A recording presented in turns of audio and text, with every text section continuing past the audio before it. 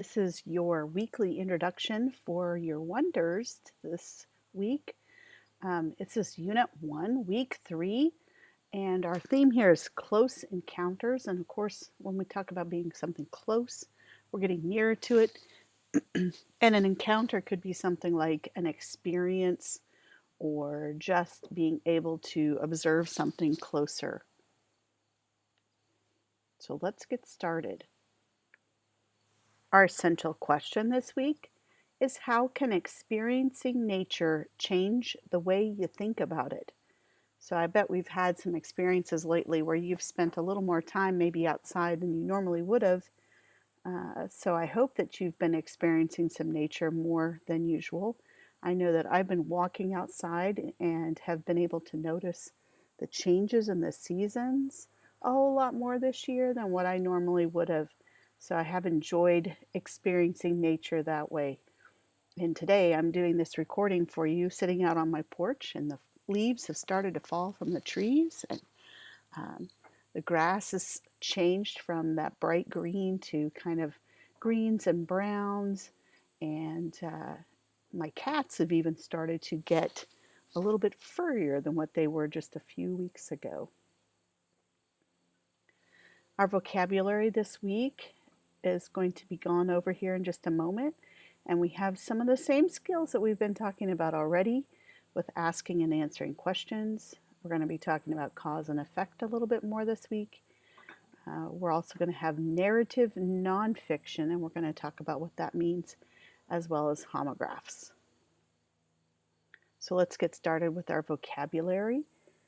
The first word that we have this week is debris.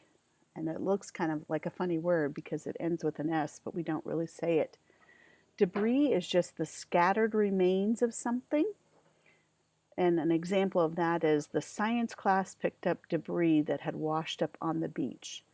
So maybe a synonym for debris might be garbage or trash, that sort of thing, but it's usually going to be scattered after something. So tornadoes, usually there's a lot of debris. In fact, tornado strength is often measured by how much debris is created by that. The next word we have is emphasis. Emphasis is just when you say something with special force or stress when you're saying that particular word or syllable. It might also mean that you are putting extra effort into something in order to get it done. So if you put emphasis on getting your work done early on in the week, then you might have a little extra time to yourself later on. Example here is the teacher put great emphasis on the importance of effort. So if you think about what might be a strong emphasis in your family, that might mean something like, in my family, I know music was an emphasis in our family when I was growing up. We also enjoyed 4-H and that sort of thing. So it might be something that is strong in your family that you put a lot more emphasis on. Our next word is encounter. Encounter. An encounter is an unexpected meeting or an unexpected experience. During a hike, you might have an encounter with a butterfly. Or like our story that we read last week even, those kids had an encounter with a butterfly in a museum. So what might be something you would not want to encounter on a hike in the woods? Personally, I'm not real fond of poisonous snakes, so I sure wouldn't want to see them on a hike in the woods. The next word we have is generations. Generations. And with the word generations, it just means like a son, a father, and a grandfather are 3 generations who all have a common family ancestor. So if you have grandparents and your parents and you, that means you have 3 generations together in your family.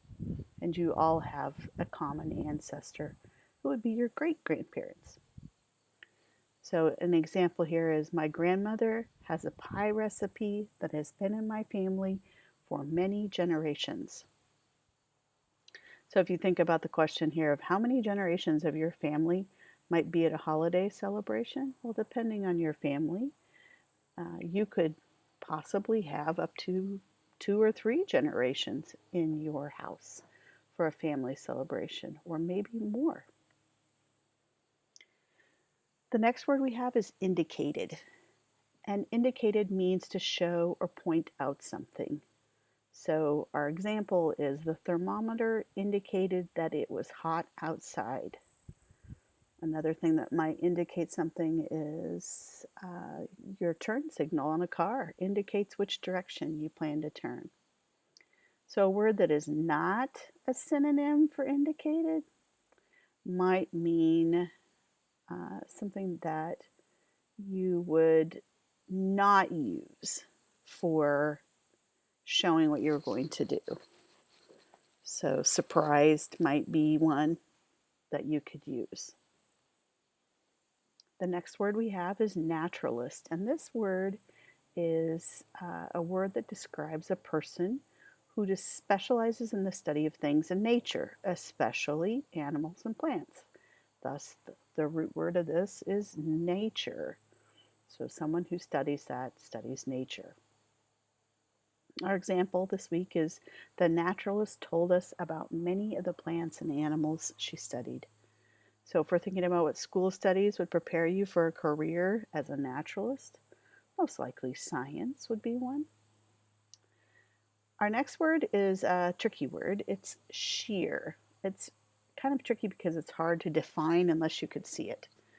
But if a rock ledge is sheer, it is super steep. And you might have usually we think of the word sheer and we put it with mountains. But you could also have another definition of it. It could also mean very see-through. So kind of a tricky word there. The next word is spectacular. Spectacular means that something is very unusual and impressive. So if we're thinking about that mountaintop again, it provides spectacular views. So if you want to think about what is a spectacular thing that you've ever seen, I would say personally, the Grand Canyon is a spectacular thing that I have seen. All right. Our skill this week is to be thinking about answering and asking and answering questions. And as you're reading a story, if you need to ask yourself questions and then answer them by reading further into a text, that's a good way to help ourselves better understand what's happening in the text and make personal connections to it. So questions that we usually ask are things like, what just happened? Or why did that happen? And then later on in the text, you hope to help yourself find those answers as you go along. Cause and effect. Wow. So much of this happens every day in our own lives and in what we read. So a cause isn't just the event or action that makes something happen. The effect is what happens as a result of a cause. And sometimes that's easy to see, but sometimes it's kind of a little less bold in your face telling you, oh, that's the cause, oh, that's the effect. Sometimes they have some signal words.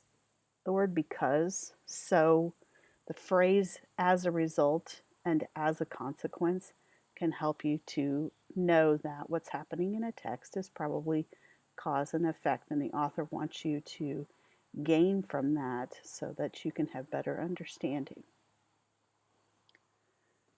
The genre that we're going to be looking at this week is narrative nonfiction, and we're also going to be reading one that is an autobiography, and we'll talk about that a little bit later. So narrative nonfiction. Nonfiction means, of course, that it's going to be factual. It's going to be a true story, most likely. The word narrative in front of it tells us that the person that it's about is going to be the one telling the nonfiction story. So it's kind of like a story, but it's more nonfiction. It gives facts about real people and events. It tells about events in the sequence that they happen. And it might include what we call primary and secondary sources. And primary sources are something that you probably really haven't talked too much about. Usually we look at primary and secondary sources in social studies, but a primary source is a person or a thing that was present in an event, such as a primary source that we would really look at for the United States is if we were to really see the actual handwritten copy of the Declaration of Independence. It was there at that time when it was going on, and it is an actual primary source written by the people who were experiencing it at that time. Secondary sources are what we call those things or people that report something later on. So I might be a secondary source if I were to talk to you about the Declaration of Independence, and I would use a picture of that document, and that document picture would be the secondary source. So over here on the right side, it says secondary source retells or interprets information from a primary source. So sometimes you guys are secondary sources even, because you tell something that's happened from the primary source. And that primary source, of course, provides firsthand information about a topic. So autobiographies, journals, letters, even newspapers can be an example of a primary source if the person who wrote the article was there when it happened. Okay, moving on to homographs. So this particular strategy of understanding our language can get a little tricky because homo means same, graph means writing. So homographs are words that are spelled the same but have different meanings. So, and they might even have different sounds, okay? So two homographs may or may not sound the same. And you have to use sentence clues to find the correct meaning of a homograph. Otherwise, it makes absolutely no sense. So, there's a little picture down here of bow and bow, okay? So bow, as in he was wearing a bow tie, is different than the bow that's being stretched here, the bow and arrow type of thing. So, and then there's another trickier thing here is that it's also could be bow, but we're going to be looking at it being bow and bow. So you're going to see those this week as you're working through the materials. Okay, so we're going to end for today. Remember, our central question is how can experiencing nature change the way you think about it?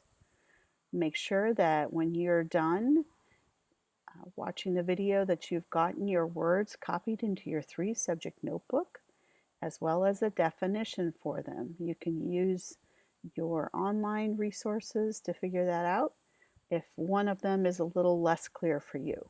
So at this time, you may end the video.